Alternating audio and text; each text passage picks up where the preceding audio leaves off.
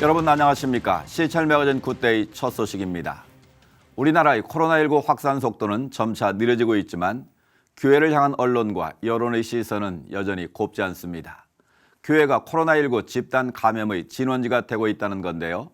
한국교회 언론에는 신천지 등 비정상적 이단 집회와 달리 개신교 정통교회로 인한 전파 사례는 극소수라고 강조했습니다. 변현준 기자입니다. 한국교회 언론에는 지난 22일 코로나와 개신교 예배 팩트체크를 발표하고 방역수칙을 지킨 개신교 예배의 경우 감염의 위험이 희박하다고 강조했습니다. 이번 언론의 발표를 보면 지금까지 보도된 교회 확진자 발생 사례 중 대부분이 이단단체와 관련이 있음을 볼 수 있습니다. 팩트체크에 따르면 34명의 확진자가 발생했던 부산 온천교회나 대구 성동교회의 경우 신천지 이중 등록자에 의한 감염 사례인 것이 확인됐습니다. 또 10명의 확진자가 발생한 수원 생명샘교회는 외부에서 신천지에 의한 감염 후 예배가 아닌 회식과 회의를 통해서 전파됐습니다. 거창교회나 천안 줌바댄스 강사 감염 사례 등은 구원파, JMS 등 이단단체와 관련이 있는 것으로 밝혀졌습니다. 그러나 이런 속사정과 달리 해당 내용들은 개신교의 예배로 인한 감염 사례로 통칭되고 있는 실정입니다. 거창에 있는 교회는 구원파 쪽 계열이에요, 이게. 그래서 이제 그것도 우리 건강한 기독교가 아니고 대부분의 교회들이 보도된 대로 신천지와 관련된 사람들로 인해서 전염된 교회가 다수거든요. 정상적인 건강한 기독교 예배와는 전혀 다르다는 걸 다 알고 있는 사실인데 언론도 마찬가지고 행정관청도 마찬가지고 신천지와 건강한 기독교를 함께 싸잡아서 이렇게 판단한다든지 보도하는 행위는 중지함이 마땅하다고 생각합니다. 일부 언론의 분별 없는 보도를 지적하는 목소리도 이어지고 있습니다. 최근 한 종편 채널 뉴스에서 명성교회가 집단 감염에 시초가 됐다는 내용이 보도됐지만 최근 서울시내 집단 감염은 동대문구 동안교회와 강동구 명성교회 등 교회를 중심으로 발생했습니다. 이는 사실이 아닌 것으로 알려졌습니다. 명성교회의 경우 부목사가 양성 판정을 받은 뒤 해당 부목사 지인의 딸과 같은 엘리베이터에 탔던 성동구청 직원이 추가 감염됐다고 보도됐지만 이 딸은 2차, 3차 검사에서 해당 인원은 모두 음성 판정을 받았습니다. 이들뿐만 아니라 해당 확진자들의 접촉자 300여 명이 전부 음성 판정을 받으면서 명성교회 관련 감염 사례는 발생하지 않았습니다. 이단 전문가들은 대규모 확산의 진원지가 된 신천지가 댓글 부대를 통해 교회로 책임을 돌리고 있는 것이 아닌지 의심된다고 말했습니다. 조직적으로 여론 조작이죠. 댓글을 달아서 그 위에 올라간 댓글을 신천지에 불리한 댓글을 밑으로 내리고 밑에 있는 댓글을 위로 올려서 이렇게 순위를 바꿔놓는다든지 이런 일들을 조직적으로 해왔어요. 지금도 마찬가지고 위장 기자도 또 이렇게 취업시키고 이런 정황들을 저희가 갖고 있어요. 악의적으로 이들이 그 코로나의 상황에서 기독교에 대한 그 비난을 이쪽으로 돌리려고 하는 그런 의도가 있을 수 있다 그렇게 생각을 합니다. 교회를 향해 끊임없이 제기되는 책임론, 예배를 수호해야 한다는 확고한 신앙 아래 정부 지침에 따라 확산 방지에 총력을 기울여야 할 때입니다. 시채널 뉴스 변현준입니다. 총신대학교 일부 교수들의 성희롱적 발언에 수치심을 느꼈다는 학생들의 주장이 이슈가 돼 관련 교수의 징계 문제가 논란이 되고 있습니다. 동성애 반대와 관련한 강연을 했다고 알려진 이상원 교수에 대해 총신대 이사회 측의 징계 절차가 진행 중입니다. 관련 내용 조홍현 기자가 보도합니다. 총신대 이상원 교수가 강의 중 학생들에게 성차별과 성적 수치심을 일으키는 발언들을 했다는 논란이 빚어진 가운데 지난 23일 징계위원회가 이 교수에 대한 징계 여부를 매듭지었습니다. 하지만 사립학교법 제66조 5항에 교원 징계위원회에 참석한 사람은 직무상 알게 된 비밀을 누설해서는 안 된다는 조항과 관련해 징계의 결과에 대해서는 아직 알려지지 않고 있습니다. 징계위는 오는 25일까지 징계 의결서를 이사장에게 제출해 보고하고 이사장은 해당 교수에게 15일 이내에 통지해 관련 내용을 이상원 교수 본인이 확인할 수 있습니다. 징계위원회에 출석하고 나온 이상원 교수는 아직 입장을 내는 것은 시기상조라고 밝혔습니다.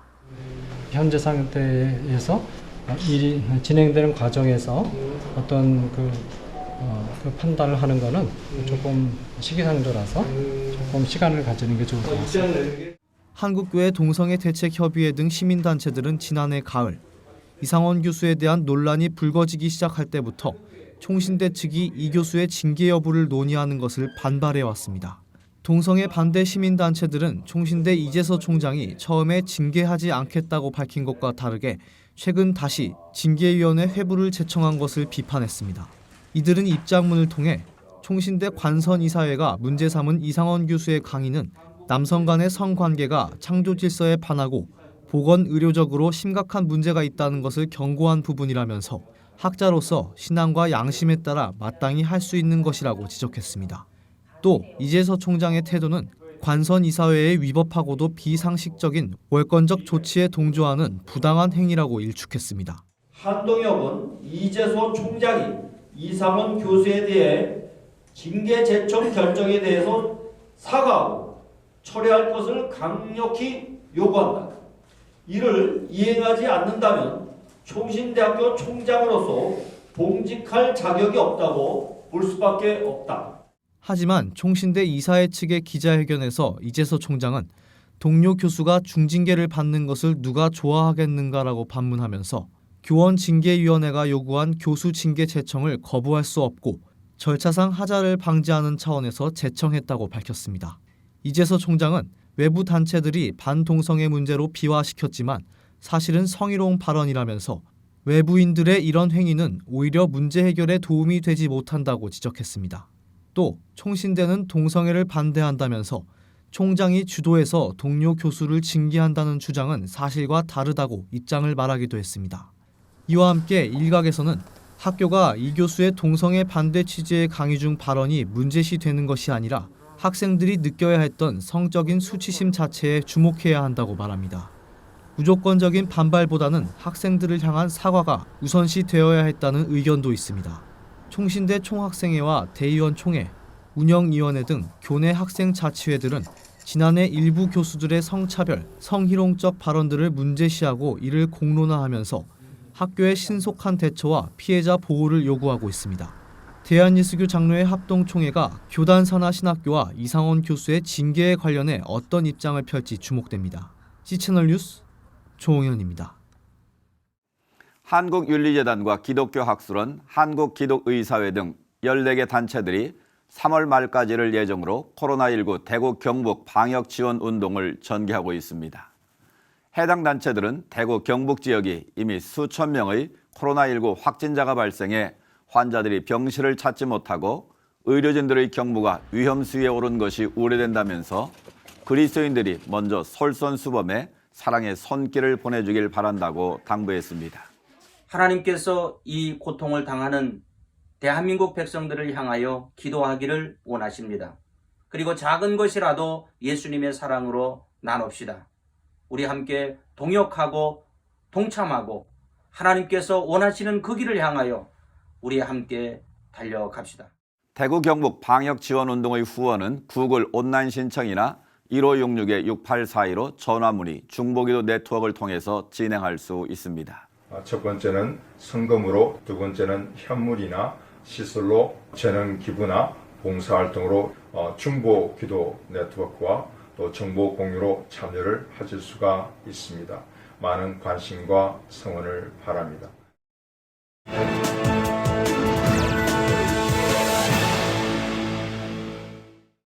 코로나19가 전 세계를 강타하면서 선교지의 상황이 더욱 어렵게 됐습니다.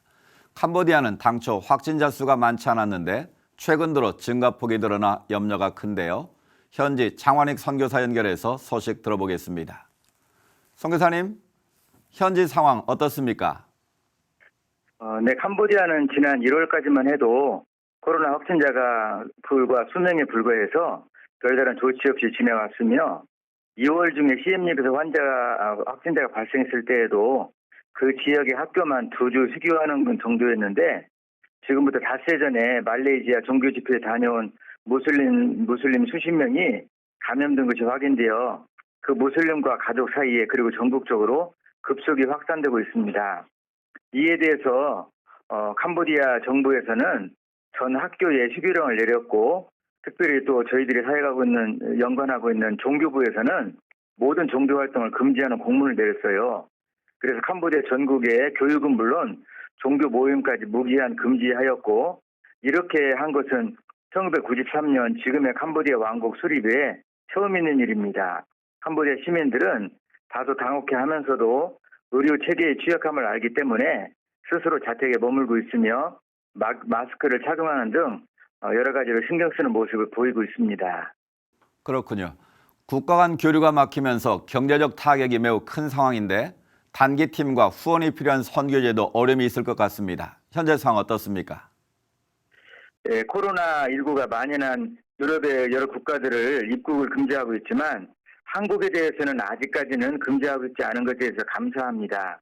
그럼에도 불구하고 이미 한국에서 캄보디아를 향하는 각종 단계팀과 또 여러 선교 후원이 상당히 줄어든 상태이고, 또 최근 들어서 환율이 폭등하면서 똑같은 한화로 선교비를 보내어도 캄보디아에서 받는 액수가 현재 줄어들고 있습니다. 캄보디아 안의 모든 공립학교는 휴교 중에도 50%의 교직원 급여를 국가에서 보장하지만 선교사들이 설립한 미션 스쿨은 사립학교이기 때문에 그 교직원의 급여를 고스란히 선교사가 보장해야 되는 것이 실정입니다.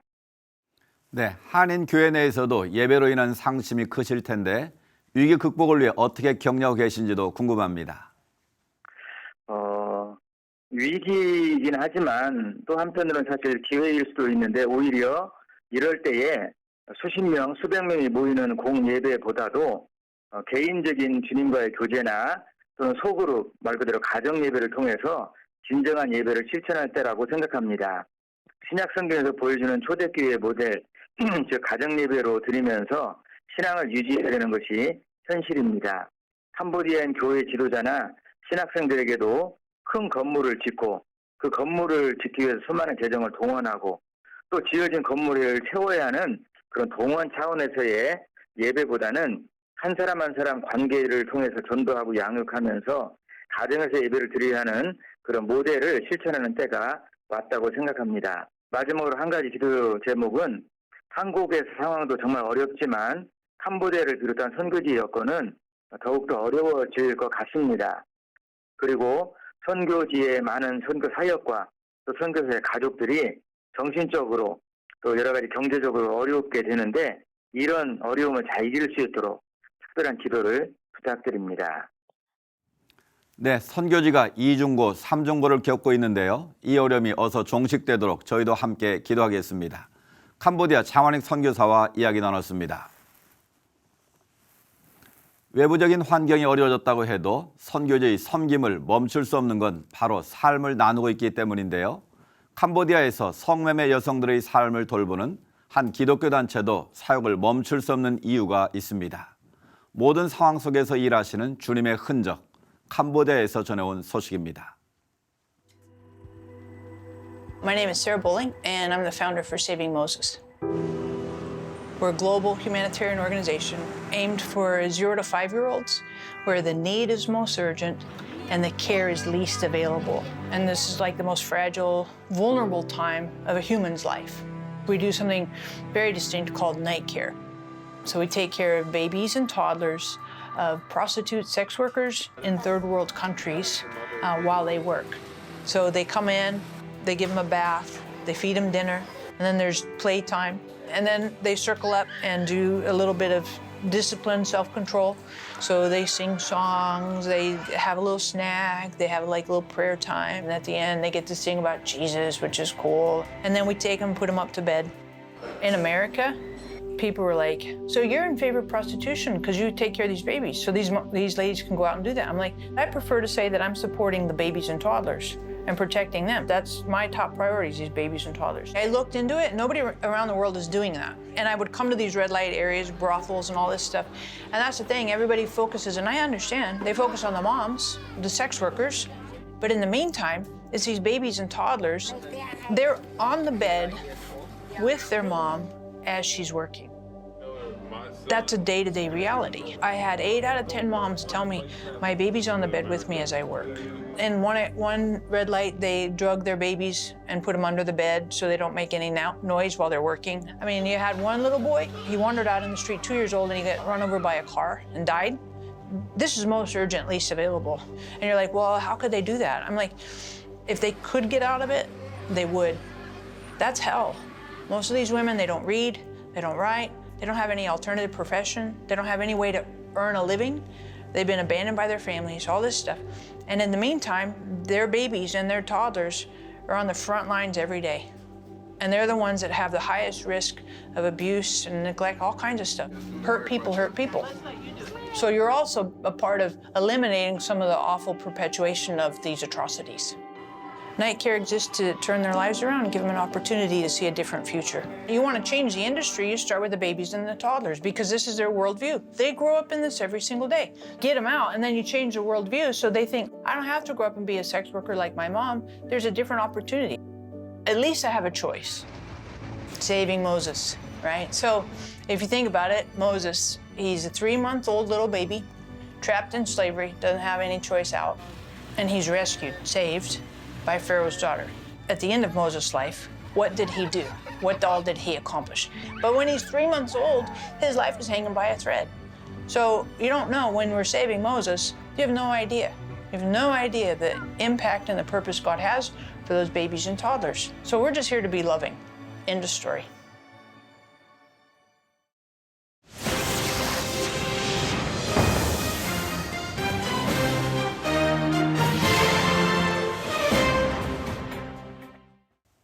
복음을 접하는 다양한 코드가 있지만 그중 영화는 많은 사람들에게 다가갈 수 있는 좋은 매체이기도 합니다. 오는 5월에 열리는 제5회 한국기독교영화제가 다음 달 20일부터 출품작을 모집하는데요. 관련 내용 이번 영화제의 공동위원장인 김상철 감독 스튜디오에 모시고 말씀 나누겠습니다. 감독님 어서 오십시오. 네, 안녕하세요. 반갑습니다. 네. 김상철 감독님 하면 많은 분들이 제자 옥한음으로 기억하실 텐데 네. 그 밖에도 유명한 작품들이 많이 있으시죠? 예, 그 사명을 강조했던 잊혀진 가방이 있고요. 아, 잊혀진 가방. 네, 네. 네. 그러니까 예를 들면 이제 신앙을 잃어버리면 배교를 하지만 사명을 잃어버리면 타락한다는 말이 있습니다. 네. 그래서 그 사명이 무엇인지에 대해서 정확히 좀 알게 하는 그 잊혀진 가방이 있고 또 순교라는 부분, 그 우리나라에 이제 잊혀진 순교자가 있습니다. 네. 목회자로서 해외로 파송되어 나가서 현지에서 순교하신 분이 이제 1933년도에 있었거든요. 네. 그분의 순교지를 찾아 떠났던 그리고 2007년도 아프가니스탄에서 이제 순교하신 배영규 목사님 네. 이런 부분을 다룬 이제 순교라는 영화가 있습니다. 그리고 이제 제자도가 있고요. 또 중독 그러니까 이 시대에 가장 이제 우리에게 영적 도전을 주고 있는 그 중독의 문제를 다룬 영화가 있고 가장 최근작은 이제 작년 12월 25일 날 성탄절 때 MBC 성탄 다큐로 방송되었던 이제 부활이라는 작품입니다. 부활 같은 경우는 이제 그 이어령 교수님이 이제 출연하셨어요. 직접 출연하셨죠. 그렇습니다. 하셔서 굉장히 좋은 말씀을 많이 해주셨고 그 부활이라는 것이 우리가 일반적으로 알고 있는 역사적 증거, 정황적 증거를 좀 넘어서서 삶과 죽음이 무엇인가에 대해서 좀 깊이 있게 좀 다뤘는데 굉장히 많은 분들이 봐주시고 또 긍정적인 평가를 해주셔서 이제 조만간 이제 영화 이제 극장으로도 개봉할 거고요. 이제 가나안 김용기라고 이제 김용기 장로님 영화도 올해 이제 나올 예정입니다. 네, 그렇습니다. 주옥 같은 작품들을 많이 하셨네요. 시대에 맞는 키워드가 있는 것 같아요. 네. 그러니까 우리가 예수님을 믿고 살아가다 보면 성령께서 이렇게 한 곳으로 모아주는 그런 이슈가 있다고 저는 보고 있습니다. 이제 그런 점에서 이 영화가 그 일을 좀 할 수 있는 영역이 있다 이렇게 보고 있습니다. 네. 그래서 이제 그런 주제들이 뭔지에 대해서 함께 나누고 기도하면서 이제 맞으면 그냥 가고 있습니다. 올해 기독영화제 5번째 아니겠습니까? 네. 어떤 내용으로 어떻게 진행되는지 좀 구체적으로 소개해 주시죠. 네. 올해는 저희가 이제 처음으로 장편도 이제 저희가 이제 받고 있고요. 지금까지는 단편 위주였군요. 네, 단편만 했었습니다. 5월 30일과 31일인데 이틀간 서울극장에서 저희가 이제 영화 상영을 하고 또 특별작도 있습니다. 그래서 이제 여기서 이제 상을 받을 분들은 또 상을 받고 또 저희가 또 격려할 분들은 또 격려하는 그런 시간을 이제 갖게 됩니다. 그럼 이 영화제에 어떤 분들이 어떤 내용으로 참여할 수 있습니까? 지금까지 참여하신 분들을 보게 되면 이제 교회에서 대부분이 이제 청년들, 또 영화를 전공한 분들, 네. 이런 분들이 이제 자기 작품을出품하고 있고요. 또 저희가 이제 선정 기준이 좀 몇 가지 있기 때문에 이제 복음적인 부분을 가장 먼저 저희가 이제 살펴보고, 그 다음에 작품의 완성도라든지 이런 부분까지도 같이 함께 보고 있습니다. 네. 이런 기독 영화제가 꼭 필요하다라는 생각이 드는데 네. 이 주최하는 건 쉽지는 않을 것 같아요. 네. 이 영화제에 대한 감독님의 생각은 어떠신지요? 실은 이제 이 영화제를 하게 된 계기가 네. 오랜 이제 생각 끝에 하게 되었는데요. 원래는 이제 이 기독교 영화나 영상이라든지 특별히 이렇게 영상 사역에 관심이 있는 분들이 시간이 지나면은 그 꿈이 좌절되는 경우가 지금까지 현상입니다. 네. 현실 속에 나오게 되면은 그 처음에 가졌던 그 열정들이 다 식게 되거든요. 이분들을 그냥 이제 두고만 볼 수는 없고, 또 이분들과 함께 꿈을 나누어 갈 수 있는 그 마당이 필요하다. 네. 이제 이런 이제 생각을 갖게 되었습니다. 그래서 또 영상이 복음을 전하는데 가장 중요한 역할을 하고 있고, 이제 그런 점에서 영화제만한 것이 없더라고요. 네. 왜냐하면 격려할 수 있으니까, 또 함께 동역자를 만날 수 있으니까. 이제 그런 점에서 이제 시작을 해서 지금까지 계속 하고 있습니다. 그렇군요. 네. 요즘 청년들은 이 매체에 대한 접근하는 방법도 쉽고 또 나름대로의 다양한 기술들도 있는 것 같아요. 네. 뭐 스마트폰으로 많은 영화도 찍고 그러잖아요. 그렇습니다. 그런데 이 다양한 소재 개발이 중요할 것 같은데 네. 어떻습니까? 지금 시대가 정말 변했죠. 급속히 변하고 있는데, 또 이번에 이제 코로나 이제 19 사건 때문에도 마찬가지지만은 유튜브라는 그 플랫폼 자체가 우리의 사고의 영역을 많이 넓혀줬습니다. 네. 그래서 일반적인 다큐멘터리뿐만 아니라 청년들이 예능까지도 만들어내는 예. 그에 뭐 이런 정도의 수준에 와 있죠. 이 스마트폰이라는 이 도구 자체가 굉장히 영상과 친밀할 수 있는 그런 계기를 마련해 줬습니다. 네. 그래서 앞으로 좀 더 발전할 것 같고요. 뭐 저희 영화제도 이제 이런 부분에 있어서 다양한 주제들을 갖다가 다 모으려고 하고 있습니다. 네. 감독님은 목회도 하신 것으로 알고 있는데 네. 특별히 이 문화사역에 헌신하게 된 계기도 있을 것 같고요. 네. 또 영화를 통한 문화사역에 대한 비전도 같이 한번 나눠주시면 좋을 것 같습니다. 영상 사역을 처음 하게 된 계기는 너무 단순했어요. 담임 목사님이 이제 부활절 때 쓸 수 있는 영상을 한번 구해보라고 그랬는데 네. 벌써 저희가 17년 됐으니까 한 20년 전이죠. 너무 구하기가 힘들어가지고 이거 해야 되겠다 싶어서 그때 저희 기관이 설립이 됐습니다. 네. 영상에 대한 뭐 이런 비전이라든지 앞으로 나아갈 방향에 대해서는 실은 제가 말씀드리지 않아도 많은 분들이 지금 많이 가고 있어요. 네. 길들이 이제 그런 측면에서 제가 볼 때는 두면 이제 시간이 가면 갈수록 이 일들은 확대되어 나갈 것이다 이런 생각을 가지고 있습니다. 특별히 벌써 5번째인데요. 이번 한국 기독 영화제의 특징이나 좀 네. 특별한 것이 있다면 뭐가 있을까요? 일단 올해부터 이제 배우 권호중 씨가 이제 권호중 집사님이신데 씨가. 예, 네. 이제 위원장을 맡으셨습니다. 예, 그렇군요. 이제 저는 이제 공동위원장으로 이제 있는데 권호중 이제 그 위원장님이 이제 앞장서서 나가면서 물론 이제 작년에도 굉장히 수고하고 애써 주셨어요. 네.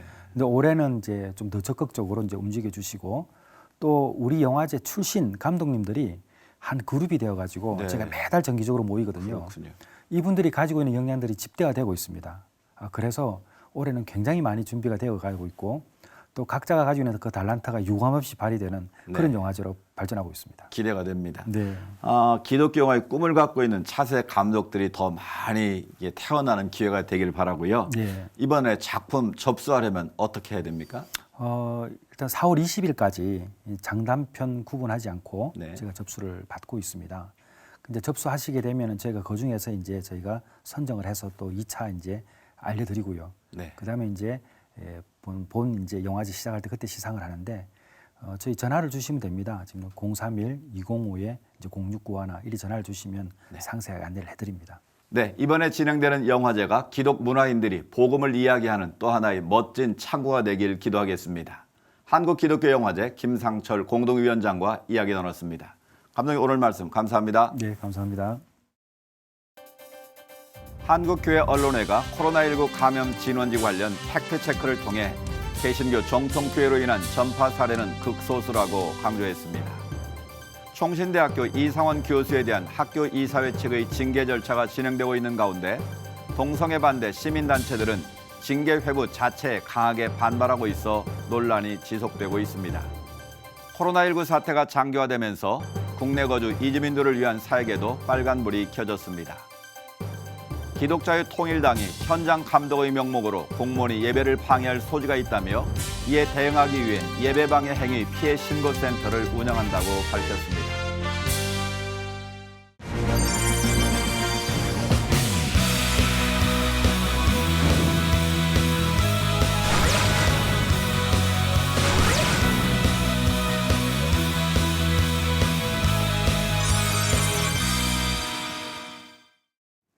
날씨가 따뜻해지면서 야외 활동 인구수가 많아지고 있다는데요. 아직 사태를 낙관하기엔 이른 시기라는 게 전문가들의 의견입니다. 각자의 삶에서 민감한 대처들이 여전히 필요해 보입니다. 시찰 매거진 굿데이 오늘 순서는 여기까지입니다. 시청해주신 여러분 고맙습니다.